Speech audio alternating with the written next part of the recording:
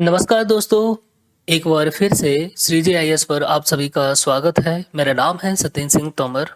इस लेक्चर में हम एक और इंडेक्स के रिगार्डिंग पढ़ने जा रहे हैं जो कि बहुत ज़्यादा इम्पोर्टेंट है हमारे एग्ज़ाम के पर्सपेक्टिव से। इस टॉपिक को हम डिटेल में यहाँ पर डिस्कस करने वाले हैं। तो अभी रिसेंटली हमने एक और इंडेक्स को डिस्कस किया था जो कि नीति आयोग ने उसको रिलीज़ किया था, और ये इंडेक्स भी नीति आयोग के द्वारा रिलीज़ किया गया है, राइट। इसलिए हमारे एग्ज़ाम के पर्सपेक्टिव से बहुत ज़्यादा इम्पोर्टेंट हो जाता है यहाँ पर ये।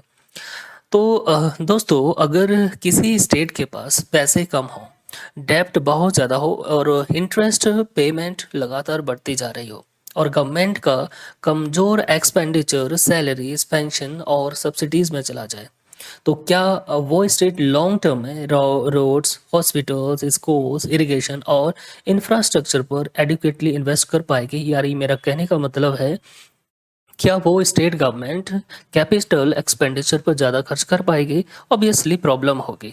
इसीलिए किसी स्टेट की डेवलपमेंट को समझने के लिए सिर्फ ये देखना इनफ नहीं है कि स्टेट की जीडीपी कितनी है। हमें ये भी देखना पड़ेगा कि स्टेट पैसा कमा कितना रहा है, पैसा खर्च कहाँ कर रहा है, कितना बोरो कर रहा है, और जो डेब्ट ले रहा है क्या वो फ्यूचर में कंफर्टेबली रिपे कर सकता है। इन्हीं क्वेश्चंस का आंसर देने के लिए नीति आयोग ने फिजिकल हेल्थ इंडेक्स 2026 रिलीज किया है, और यूपीएससी के लिए ये रिपोर्ट इम्पोर्टेंट है बिकॉज यहाँ सिर्फ रैंकिंग नहीं है, यहाँ हमें इंडियन स्टेट की physical sustainability, revenue mobilisation, expenditure, quality और डेप्ट मैनेजमेंट को समझने का फ्रेमवर्क मिलता है।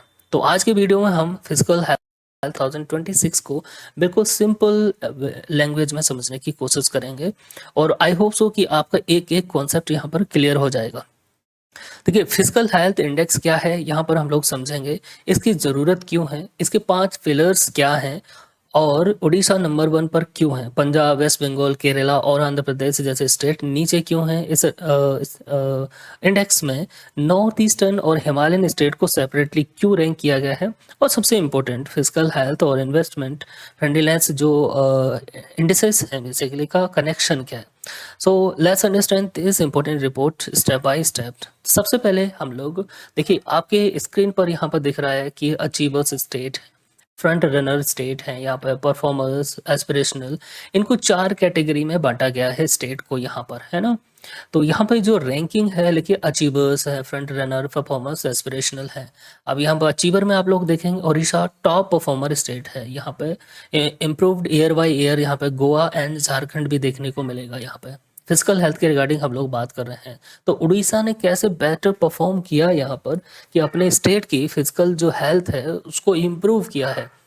फ्रंट रनर जो स्टेट हैं गुजरात, महाराष्ट्र, छत्तीसगढ़, तेलंगाना, उत्तर प्रदेश, यानी ये राज्य अब अचीवर की कैटेगरी में पहुंचने की कोशिश कर रहे हैं। अभी ये फ्रंट रनर हैं, ठीक है ना। अभी रनिंग में कहते हैं ना कि सब आगे हैं बेसिकली।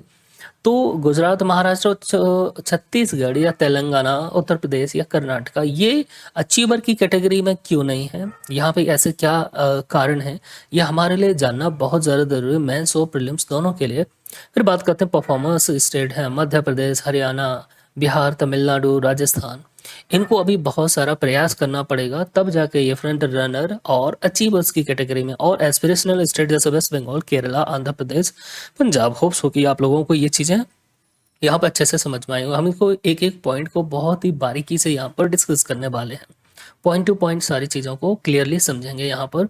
अब देखिए, यहाँ पर 2 इंडेक्सेस दिए गए हैं, 1 गोल कॉम्पिटेटिव फेडरलिज्म।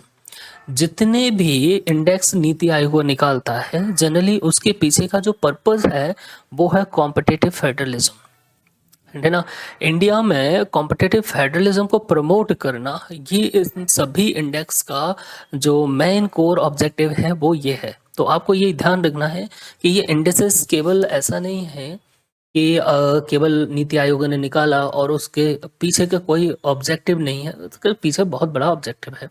देखिए, यहाँ पर हमने ऑलरेडी इसके रिगार्डिंग बात कर ली है, इन्वेस्टमेंट फ्रेंडलीनेस इंडेक्स, इसको हमने डिस्कस कर चुका है, वीडियो इसके रिगार्डिंग ऑलरेडी अपलोडेड है, तो वहाँ पर आप लोग देख सकते हैं।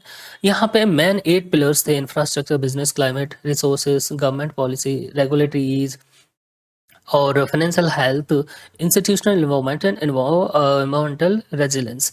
यहाँ पर 5 जो मेन फैक्टर्स हैं, यहाँ पर ये हमको देखना है। क्वालिटी ऑफ एक्सपेंडिचर कैसा है, रेवेन्यू मोबिलाइजेशन कैसा है, फिस्कल प्रूडेंस है, डेप्ट कितना है, डेप्ट इंडेक्स कैसा है, और डेप्ट सस्टेनेबिलिटी कैसी है। तो यहाँ पर एक एक पॉइंट को हम लोग बहुत ही क्लियरली सही तरीके से समझेंगे।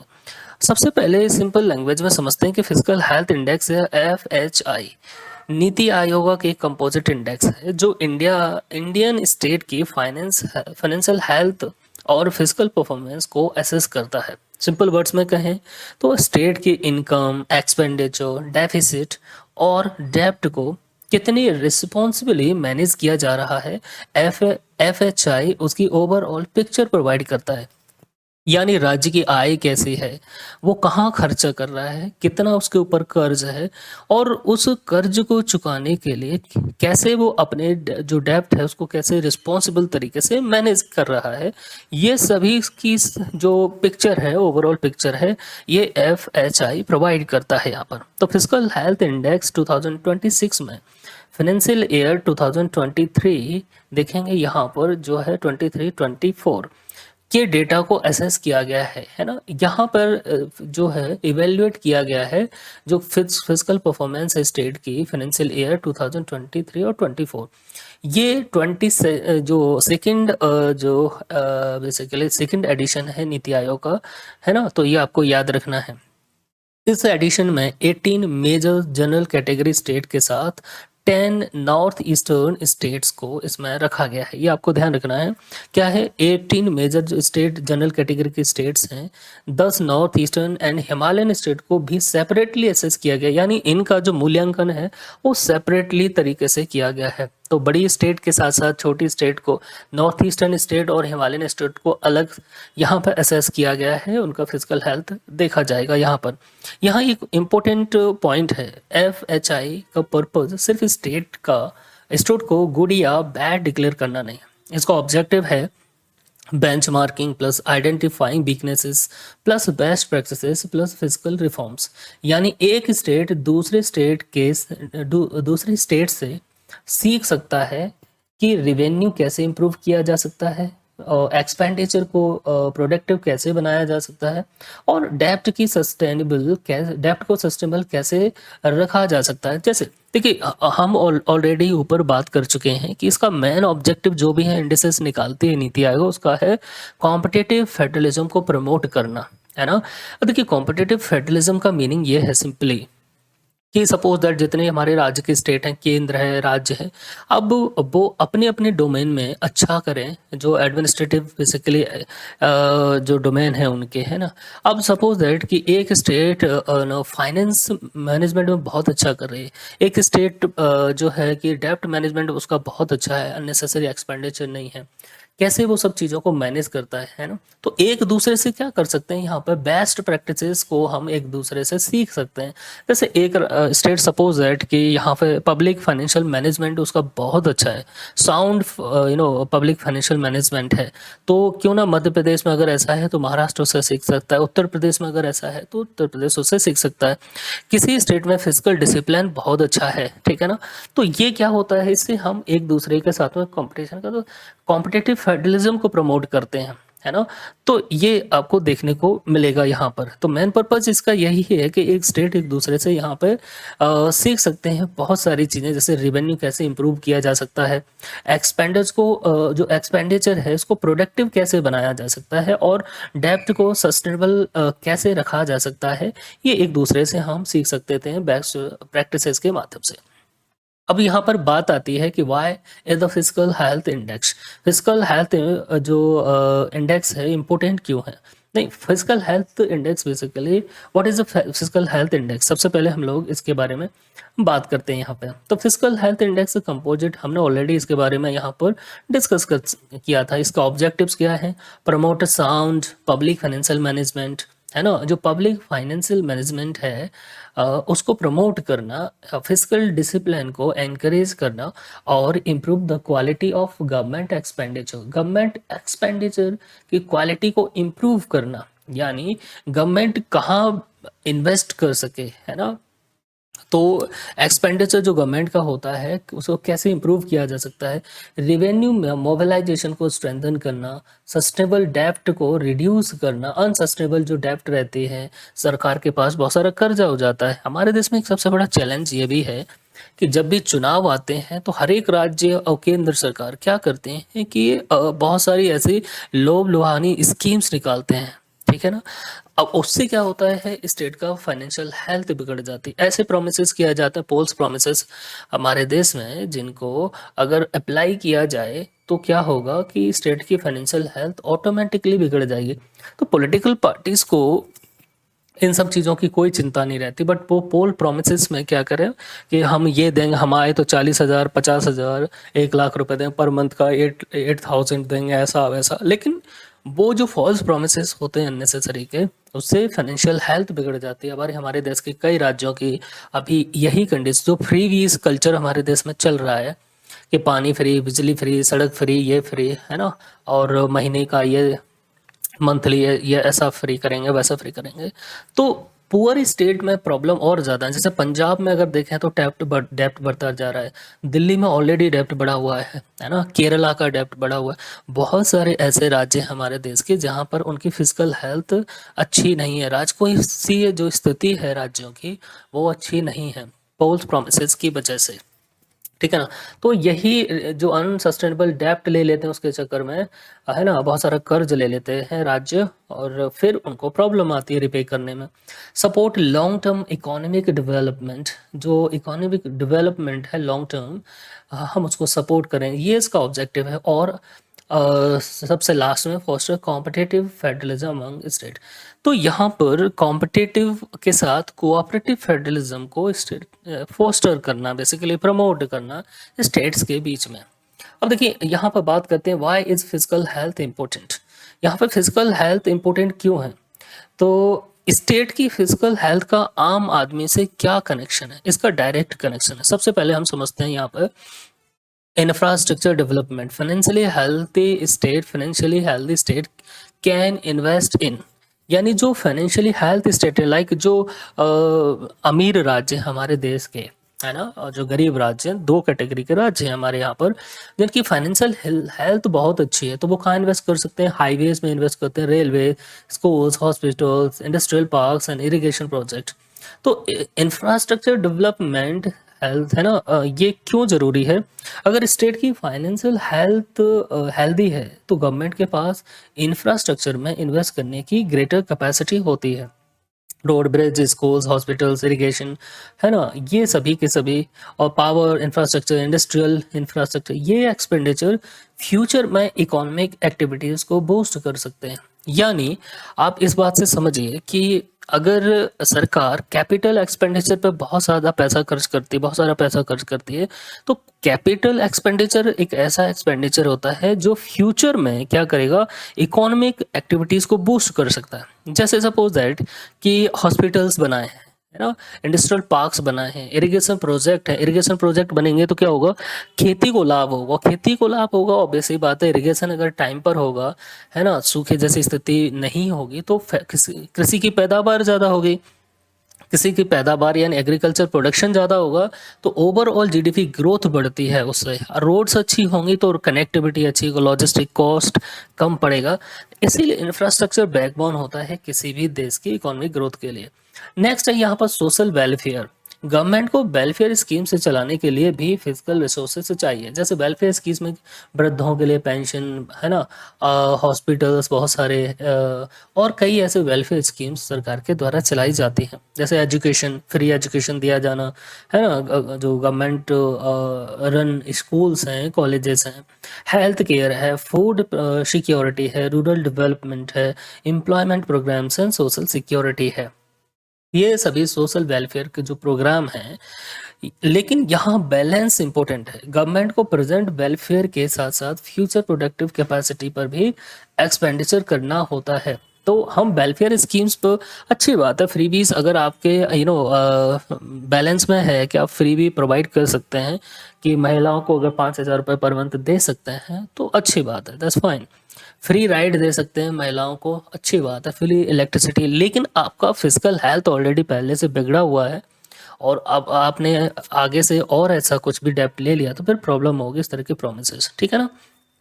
तो बैलेंस बनाना बहुत ज़रूरी है सोशल वेलफेयर और आगे का जो फ्यूचर कैपिटल एक्सपेंडिचर है वहाँ पर। नेक्स्ट आता है यहाँ पर अगर हम बात करें इन्वेस्टर्स कॉन्फिडेंस। अब इमेजिन कीजिए एक स्टेट का डेब्ट बहुत हाई है, इंटरेस्ट पेमेंट बहुत हाई है, रेवेन्यू वीक है और गवर्नमेंट के पास इंफ्रास्ट्रक्चर डेवलप करने के लिए लिमिटेड रिसोर्सेज हैं। तो इन्वेस्टर नेचुरली कॉशियस हो सकते हैं। कन्वर्सली फाइनेंशियली स्टेबल स्टेट में इंफ्रास्ट्रक्चर बेटर हो सकता है, पंजा जैसे पब्लिक सर्विस रिलायबल हो सकते हैं और फाइनेंशियल कमिटमेंट्स ऑनर करने की कैपेसिटी बेहतर हो सकती है। इसीलिए physical health indirectly investment climate को भी इन्फ्लुएंस कर सकती है।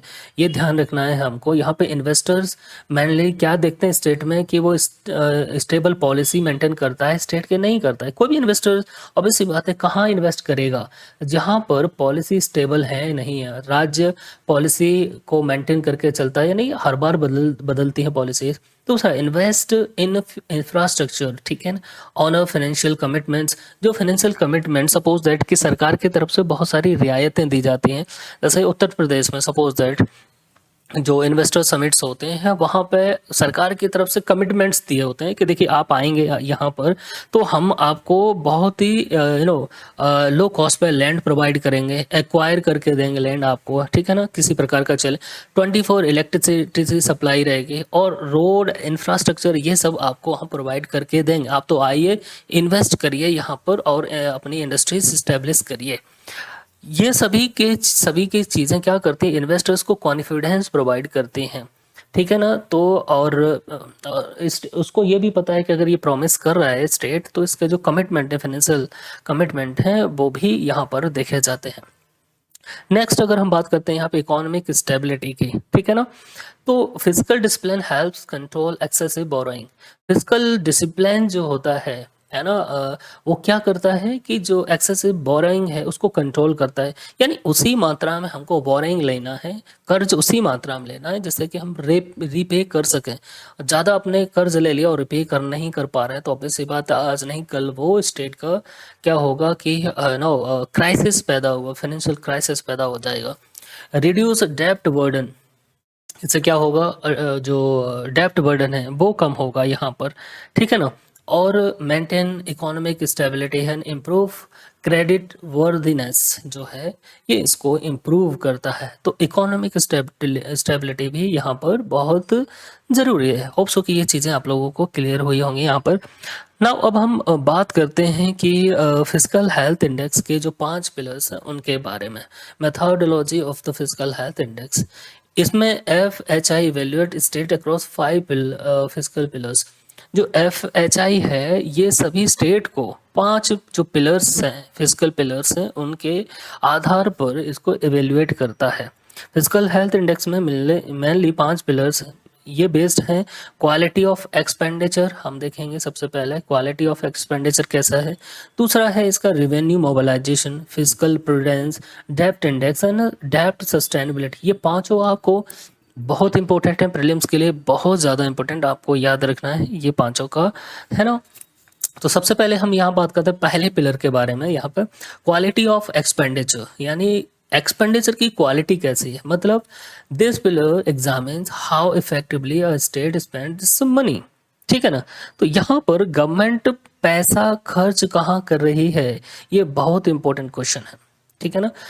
यहाँ पर स्पेंड जो मनी स्पेंड करती है सरकार उसको कैसे इफेक्टिव तरीके से एग्जामिन करना, ये पहले पिलर की जो है।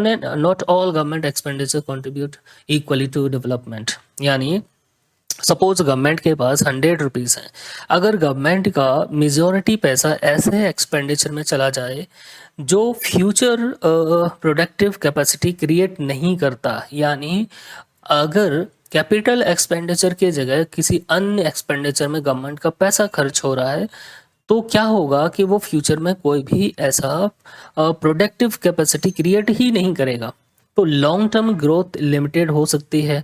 बट अगर government roads, irrigation, schools, hospitals, है ना, और प्रोडक्टिव इंफ्रास्ट्रक्चर में इन्वेस्ट करती है, तो फ्यूचर में इकोनॉमिक एक्टिविटीज़ क्रिएट हो सकती हैं। इसी को ब्रॉडली क्वालिटी ऑफ एक्सपेंडिचर के कॉन्सेप्ट से समझा जा सकता है, ठीक है ना। अब यहाँ पर देखिए बात करें प्रोडक्टिव एक्सपेंडिचर की एग्जांपल्स, जैसे रोड है, इरिगेशन, स्कूल्स, हॉस्पिटल, जो ऑलरेडी यहाँ पर देखिए ये प्रोडक्टिव एक्सपेंडिचर की एग्जांपल्स हैं।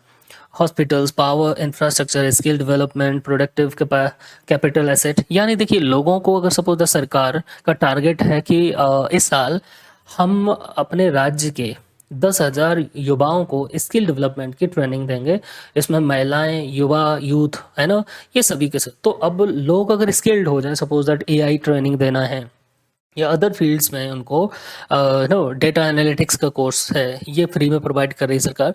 इससे क्या होगा, जब लोग स्किल्ड होंगे तो ऑब्वियस सी बात है उनको जॉब इजीली मिल जाएगा, एम्प्लॉयमेंट अपॉर्चुनिटीज़ क्रिएट होती हैं, है ना। हॉस्पिटल्स अगर ज़्यादा से ज़्यादा बनाए जाएंगे तो लोगों का खर्चा कम होगा, तो इससे क्या होगा अल्टीमेटली कि ये प्रोडक्टिव जो है एक्सपेंडिचर है सरकार की तरफ से। नॉन प्रोडक्टिव एक्सपेंडिचर की अगर बात करें, कंसर्न क्या है, अगर एक्सपेंडिचर का लार्ज पोर्शन सैलरीज है ना, देखेंगे यहाँ पर salary, pensions, interest payments, certain subsidies और एडमिनिस्ट्रेटिव एक्सपेंडिचर्स, है ना। सरकार अगर अपना जो बहुत ज़्यादा पैसा है इंटरेस्ट रिपेमेंट में ही करती है, लार्ज सैलरी एंड पेंशन वर्डन है इसके स्टेट के पास में, सैलरी बहुत ज़्यादा, जैसे हमारे पे बजट अगर देखें डिफेंस का बजट, डिफेंस का जो बजट है उसमें से सैलरी का और पेंशन का जो जनरली जैसे 7 लाख का सपोज दैट अगर हमारा बजट है 7 लाख करोड़ का हमारा डिफेंस का बजट है, उसमें से लगभग 5 साढ़े 5 करोड़ रुपए,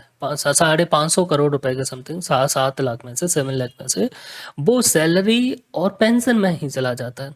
तो अब हम जो कैपिटल एक्सपेंडिचर डिफेंस के लिए जो इक्विपमेंट चाहिए भारत को, वहाँ पे हमारे लिए खर्च करने के लिए कितना बचता है फिर, तो हमको दिखाई तो देता है कि सरकार क्या कर रही है, $70 बिलियन या $80 बिलियन डिफेंस पे खर्च कर रही है, लेकिन उसका ज़्यादातर जो पैसा है 70 से 80% वो चला जाता है पेंशन और सैलरी में। जो कैपिटल एक्सपेंडिचर है, जो ज़रूरत है डिफेंस फोर्सेस के लिए, जिस इक्विपमेंट्स की, वो आर्म फोर्सेस को मिल ही नहीं पाते हैं, तो यहाँ पे फिर प्रॉब्लम होगी, ऑब्वियस सी बात है। तो ऐसे ही स्टेट का salaries, pension, interest payment, certain subsidies, administrative expenditure में चला जाता है, तो कैपिटल इन्वेस्टमेंट के लिए फिजिकल स्पेस रिड्यूस हो सकता है। इसीलिए एफएचआई में एक्सपेंडिचर की कंपोजिशन और क्वालिटी इंपॉर्टेंट होती है यहाँ पर, ठीक है ना। नेक्स्ट पिलर है, यहाँ पर देखते हैं रेवेन्यू मोबिलाइजेशन। रेवेन्यू मोबिलाइजेशन ये दूसरा क्वेश्चन है, स्टेट पैसे कमा कितना रहा है, इसका मतलब ये रेवेन्यू मोबिलाइजेशन का मतलब है सिंपली यहाँ पे स्टेट कितना अर्निंग कर रहा है, कितने पैसे कितना कमा रहा है बेसिकली। तो रेवेन्यू मोबिलाइजेशन का मतलब है स्टेट की रेवेन्यू जनरेट करने की कैपेसिटी। स्टेट की ऑन रेवेन्यू ब्रॉडली दो इम्पोर्टेंट सोर्सेज से आ सकती है। एक है भाई स्टेट कहाँ से कमाता है, एक टैक्स रेवेन्यू होता है, एक है नॉन टैक्स रेवेन्यू। जैसे कि टैक्स रेवेन्यू में अगर हम बात करते हैं, SGST है, स्टेट एक्सरसाइज है ना, यहाँ पर देखें स्टेट GST है, स्टाम्प ड्यूटी और मोटर व्हीकल टैक्स है, एक्साइज ड्यूटी है ना, स्टेट लेवीज है ना, मोटर व्हीकल्स में अदर स्टेट टैक्सेस है। ये नॉन टैक्स रेवेन्यू में user charges, royalties, fees, dividends and mining revenues, ठीक है ना, ये कि सभी के सभी आते हैं स्टेट के जो बेसिकली अर्निंग के सोर्स हैं, यहाँ पर रेवेन्यू सोर्स हैं, ये दो तरीके के देखने के मिलते हैं। इसके अलावा स्टेट को कुछ यूनियन गवर्नमेंट से भी रिसोर्स मिलते हैं, है ना, transfer from the union government. State also receive tax devolution, grants and aid, centrally sponsored schemes fund, है ना। तो tax devolution, grants and aid and centrally sponsored schemes के माध्यम से भी केंद्र सरकार से राज्यों को पैसा मिलता है, ये भी।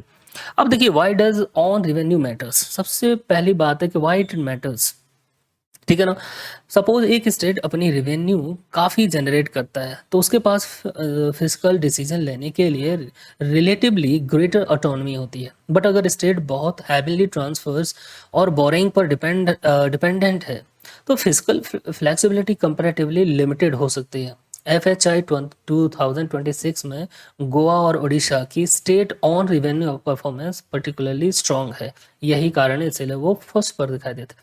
इसका थर्ड पिलर अगर हम बात करते हैं ना, थर्ड पिलर के बारे में, कि फिस्कल प्रूडेंस, फिस्कल प्रूडेंस का मतलब है गवर्नमेंट अपने फाइनेंस को कितने डिसिप्लिन के साथ मैनेज कर रही है।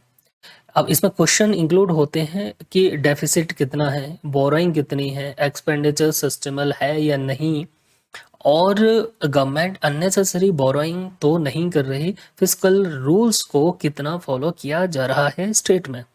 तो यहाँ पे सबसे पहले हम जैसे maintain physical discipline, avoiding excessive deficit, ensure sustainable expenditure, है ना, कंट्रोलिंग अननेसेसरी बोरोइंग, जो अननेसेसरी बोरोइंग होती है।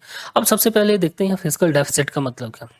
जब गवर्नमेंट टोटल एक्सपेंडिचर उसकी रेवेन्यू रिसीव से ज़्यादा हो जाता है, यानी खर्चा ज़्यादा और कमाई कम है ना, खर्चा ज़्यादा हो जाता है, सपोज खर्च 100 रुपये कमाता है और खर्चा हो जाता है 150 रुपये, है ना, तो और इस गैप को बोरोइंग से फाइनेंस करना पड़ता है, जो फिजिकल डेफिसिट अराइज होता है।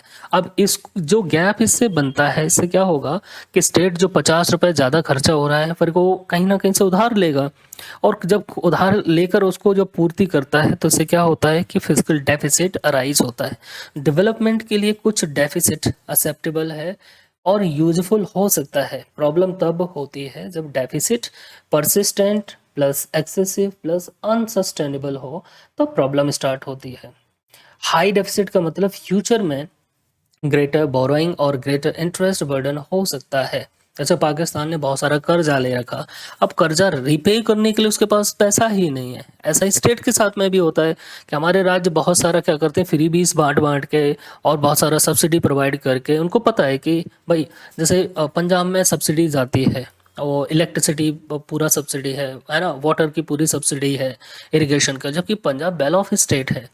अब इसको रैशनलाइज नहीं किया गया तो ऑब्वियसली बात है लॉन्ग टर्म में 10-10 हज़ार करोड़ रुपए सरकार को पे करना पड़ेगा। अब उसकी इनकम उतनी है नहीं, इंडस्ट्रीज डेवलप है नहीं वहाँ पर, तो रेवेन्यू कहाँ से आएगा, प्रॉब्लम ये है।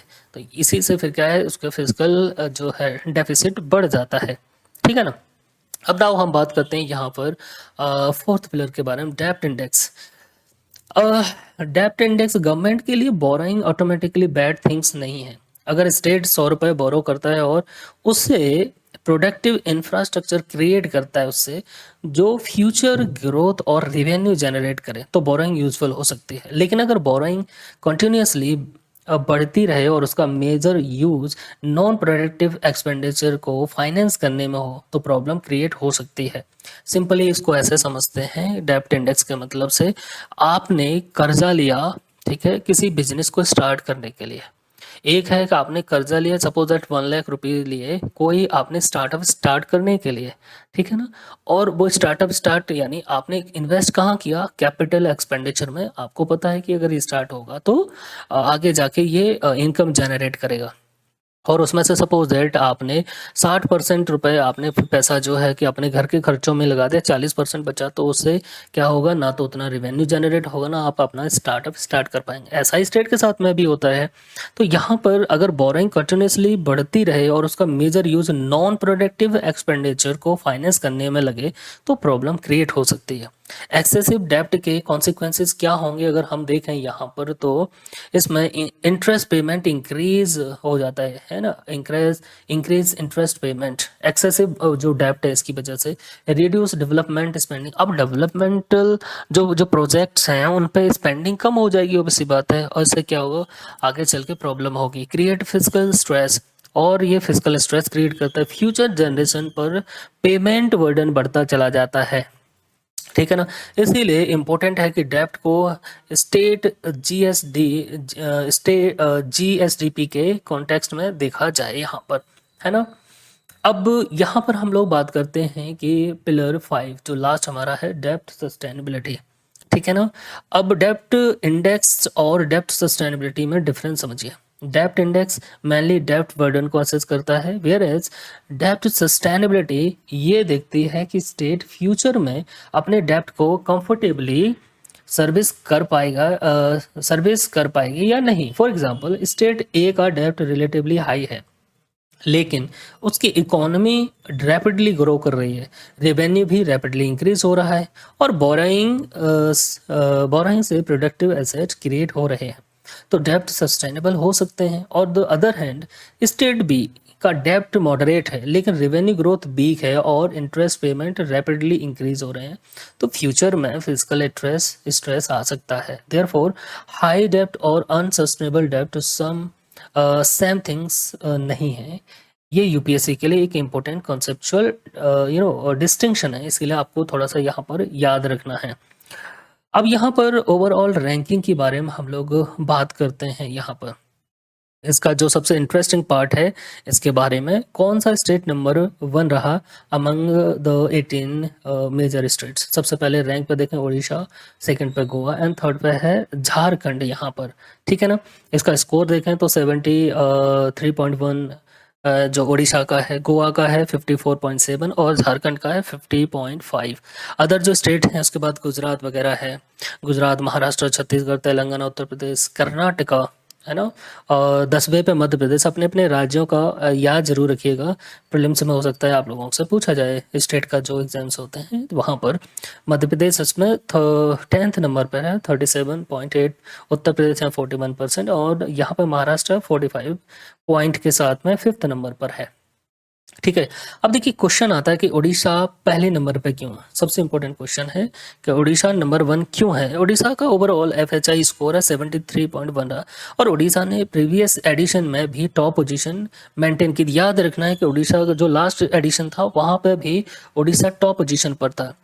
इट्स स्ट्रेंथ इंक्लूड, ऐसा क्यों है, स्ट्रॉन्ग, यहाँ पर देखें स्ट्रॉन्ग रेवेन्यू जनरेशन। उड़ीसा ने ऑन रेवेन्यू परफॉर्मेंस में स्ट्रॉन्ग इंप्रूवमेंट किया है। माइनिंग रिलेटेड रेवेन्यूज और इम्प्रूव्ड कंप्लायंस ने रेवेन्यू कैपेसिटी को सपोर्ट किया, ठीक है ना। दूसरा है यहाँ पर कंट्रोल्ड फिजिकल डेफिसिट, है ना। यह देखेंगे आप लोग तो उड़ीसा का फिजिकल जो डेफिसिट है 2023-24 में वो अराउंड 1.73% ऑफ एसजीडीपी था, जो 3% बेंचमार्क के अंदर है। ऐसा है कि जो 3% से कम स्टेट का जो रेवेन्यू फिजिकल डेफिसिट है वो 3% से नीचे होना चाहिए। उड़ीसा का अभी देखेंगे ना 1.73% है, तो ओवरऑल कंट्रोल में है ये।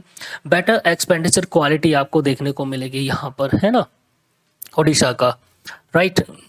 तो यहाँ पे यहाँ पे उड़ीसा ने कैपिटल एक्सपेंडिचर और डेवलपमेंटल एक्सपेंडिचर पर रिलेटिवली स्ट्रॉन्ग फोकस मेंटेन किया है। यानी कैपिटल एक्सपेंडिचर, रोड है, सड़क है, एजुकेशन, हेल्थ है, इन पर रिलेटिवली क्या किया है, अच्छा परफॉर्म किया है, सब फोकस किया है।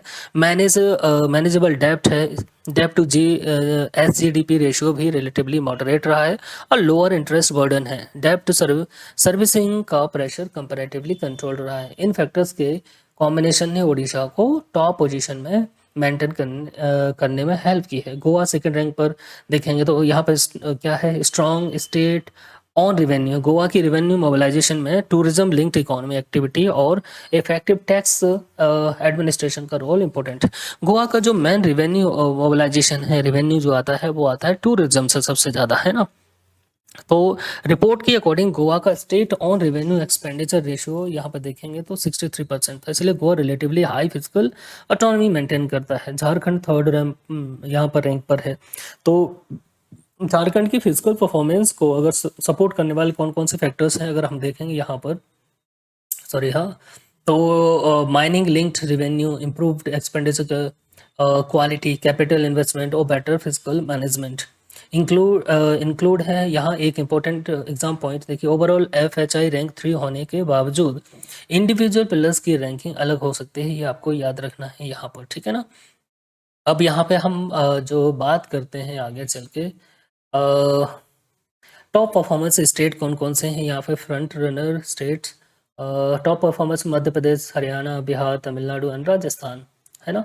एस्पिरेशनल स्टेट की अगर देखें यहाँ पे तो वेस्ट बंगाल, केरला, पंजाब ये है। और हाँ, है ना, north eastern and Himalayan state की बात करते हैं यहाँ पर। अचीवर की कैटेगरी में अरुणाचल प्रदेश, उत्तराखंड। परफॉर्मेंस की में असम, मेघालय, मिजोरम, सिक्किम एंड त्रिपुरा। एस्पिरेशनल में यहाँ हिमाचल प्रदेश, मणिपुर, नागालैंड, ठीक है ना। अब यहाँ पर characteristic of high performing state का जो है कैरेक्टरिस्टिक्स है उसको हम लोग यहाँ पर देखते हैं कि क्या है, ठीक। चलिए यहाँ पर देखिए, ऑन रेवेन्यू जो on tax revenue about 60% of total revenues है। कैपिटल एक्सपेंडिचर इनका अराउंड 4 to 5% ऑफ एसजीडीपी है ना। कैपिटल एक्सपेंडिचर इन राज्यों का जो टॉप परफॉर्मेंस स्टेट है, उन्होंने अपना जो टोटल कैपिटल एक्सपेंडिचर है वो जीएसडीपी का कितना है, 4 to 5% है यहाँ पर, ठीक है ना। यहाँ पे फिजिकल डेफिसिट देखेंगे तो बिलो 3% है। फिजिकल डेफिसिट बहुत ज़्यादा नहीं है, इसीलिए ये कंफर्टेबली क्या करते हैं, जो ऑटोनॉमी एंजॉय करते हैं। डेब्ट लेवल भी है इनका 25% से कम है यहाँ पे जीएसडीपी का, और इंटरेस्ट बर्डन जो है लो एंड मैनेजेबल है, इसीलिए इन्होंने बहुत अच्छे से परफॉर्म किया है यहाँ पर। यहाँ पर रिपोर्ट हाईलाइट का Haryana improved by 3 ranks. Haryana ने यहाँ पर 3 पॉइंट्स में यहाँ पर इम्प्रूव किया अपने आप को। Bihar, Karnataka, Telangana these state showed moderate recovery, है ना। जैसे बिहार, कर्नाटका और तेलंगाना ने क्या किया, या मॉडरेट रिकवरी यहाँ पर प्राप्त की है। Challenges faced by lower ranked state, जो लोअर रैंक्ड स्टेट हैं उनमें किस तरह के चैलेंजेस हैं, किस तरह के वो चैलेंजेस फेस करें। तो हाई डेप्ट, ऑब्वियस सी बात है, वहाँ पर डेप्ट बहुत ज़्यादा है, यानी large borrowing increase future repayment obligations. Borrowing बहुत ज़्यादा कर रहे हैं तो इसका फ्यूचर जो रिपेमेंट ऑब्लिगेशंस वो बढ़ जाते हैं। यहाँ पर नेक्स्ट है हाई इंटरेस्ट पेमेंट है, more revenue is spent servicing डेप्ट instead of funding development. Low capital expenditure देखने को मिलता है, कैपिटल एक्सपेंडिचर यहाँ पर ज़्यादातर बहुत कम है। Weak revenue mobilisation, high revenue expenditure है, ठीक है ना। तो ये आपको याद रखना है। तो यहाँ importance for the physical health index की अगर बात करते हैं, पॉलिसी मेकर्स के लिए क्या है, मॉनिटर फिजिकल परफॉर्मेंस, उनको फिजिकल परफॉर्मेंस को मॉनिटर करना, improve budget planning, strengthen physical discipline और प्रायोरिटाइज प्रोडक्टिव एक्सपेंडिचर।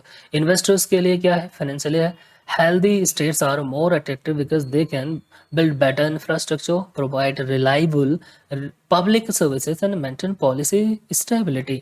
तो इन्वेस्टर्स यहाँ पर बेसिकली यही देखते हैं कि यहाँ बेटर इंफ्रास्ट्रक्चर बिल्ड है कि नहीं है ना। ये सब उनको अट्रैक्ट करता है। रिलायबल पब्लिक सर्विसेज प्रोवाइड होती हैं नहीं, ये सब चीज़ें सिटीजन्स के लिए। Better physical management improves public infrastructure, education, health care और employment opportunities, overall quality life.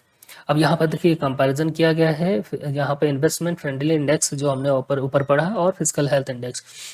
इसका ऑब्जेक्टिव क्या है, मैं मेजर्स इन्वेस्टमेंट अट्रैक्टिवनेस। अब इसी बात है, ये क्या मेजर करता है, इन्वेस्टमेंट जो अट्रैक्टिवनेस है इसको, कि how state attracts investors investment. यहाँ ये फिजिकल सस्टेनेबिलिटी को मेजर करता है। दोनों ही किसने रिलीज किए, नीति आयोग ने, याद रखना है आपको। फोकस क्या है इनका, बिजनेस इन्वायरमेंट, यहाँ का पब्लिक फाइनेंस इनका मेन फोकस है। मेन पैरामीटर देखें, infrastructure, policies, business, climate, regulation. इनका रिवेन्यू, एक्सपेंडिचर, डेब्ट, फिजिकल डिसिप्लिन की बात की गई है। Beneficiaries, investors, business and policy maker, finance department. Outcomes क्या है, बेटर इन्वेस्टमेंट इकोसिस्टम और स्ट्रॉन्ग फाइनेंशियल गवर्नेंस, ये आपको देखने को मिलती है। दोनों में क्या रिलेशनशिप है, the two indices complement each other. ये दोनों ही इंडिसेस क्या करते हैं, एक दूसरे को कॉम्प्लीमेंट्री है, ठीक है ना। State with sound fiscal health has greater capacity to invest in infrastructure and public services. जिन स्टेट का फिजिकल हेल्थ बहुत अच्छा है, ऑब्वियस सी बात है कि वो क्या करते हैं, जो इंफ्रास्ट्रक्चर और पब्लिक सर्विसेज में है ना, ये क्या कहते हैं कि ग्रेटर कैपेसिटी है कि वो इनमें इन्वेस्ट कर सकें, है ना। उनके पास इतना पैसा होता है कि इंफ्रास्ट्रक्चर और पब्लिक सर्विसेज में वो इन्वेस्ट कर सकें। इससे क्या होगा कि इन्वेस्टर्स अट्रैक्ट होते हैं यहाँ पर, है ना। Better infrastructure governance improve the investment climate. तो अगर बेहतर इंफ्रास्ट्रक्चर है, गवर्नेंस अच्छा है, तो क्या है, इन्वेस्टमेंट क्लाइमेट को इम्प्रूव करता है ये। और इंक्रीज इम्प्लीमेंट और investment expenditure, the tax base strengthening physical health. ये आपको थोड़ा सा यहाँ पर बस समझना है। वे फॉरवर्ड में क्या हो सकता है, यहाँ पर क्या कर सकते हैं, improve tax administration, tax administration को इम्प्रूव करना है। इंक्रीज ऑन रिसोर्स रिवेन्यूज, और जो अपने खुद के रिवेन्यू रिसोर्स सोर्सेज हैं उनको इंक्रीज करना। Prioritise capital expenditure over non developmental spending, maintain fiscal deficit within sustainable limits, है ना। मैनेज डेब्ट प्रूडेंटली। ये सारे के सारे पॉइंट्स आप देखेंगे तो ये मेंस के पर्सपेक्टिव से बहुत ज़्यादा इंपॉर्टेंट है, कि जितने भी स्टेट्स हैं इनके साथ में जो चैलेंजेस आ रहे हैं इस तरीके के, कि जिनका फिजिकल हेल्थ अगर ख़राब है तो वो क्या कर सकते हैं, उनके लिए ये राइट पॉइंट्स बहुत ज़्यादा इंपॉर्टेंट है। तो मेंस में यहाँ से क्वेश्चन पूछे जा सकते हैं, ठीक है ना। तो चलिए यहाँ पर अब हम देखते हैं, क्वेश्चन है पीवाई किसका, which of the following factor most directly contribute to higher foreign direct investment inflows into a state. ये क्वेश्चन आया है यहाँ पर, इनमें से कौन सा जो डायरेक्टली मोस्ट डायरेक्टली कंट्रीब्यूट, इनमें से कौन सा ऐसा फैक्टर है जो डायरेक्टली एफडीआई इनफ्लो, स्टेट में जो इनफ्लो होता है, बेसिकली अगर स्टेट में एफडीआई के लिए इम्पोर्टेंट जो फैक्टर है, डायरेक्टली जो फैक्टर है, इनमें से कौन कौन सा है। सबसे पहले quality infrastructure, stable government policy, skilled workforce and efficient regulatory environment. चारों के चारों यहाँ पे अगर आप देखें तो चारों के चारों इंपॉर्टेंट, इस तरह के क्वेश्चंस बनते हैं प्रीलिम्स में, आपको ध्यान रखना है, ठीक है ना। अब यहाँ पर बात करते हैं with reference to the investment friendliness index, जो ऑलरेडी हम डिस्कस कर चुके थे already. Consider the following statement, the index covers all 28 state in 8 union territories. पहला सही है, बिल्कुल। The index help in evaluating what makes a state attractive for investors, बिल्कुल सही है।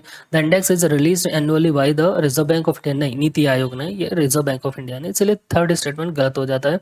For the year 2020 Haryana has emerged as the top performing state in, नहीं ये भी नहीं, तो 3 और 4 दोनों ही गलत हैं, यहाँ पर 2 यानी बी इसका आंसर होगा।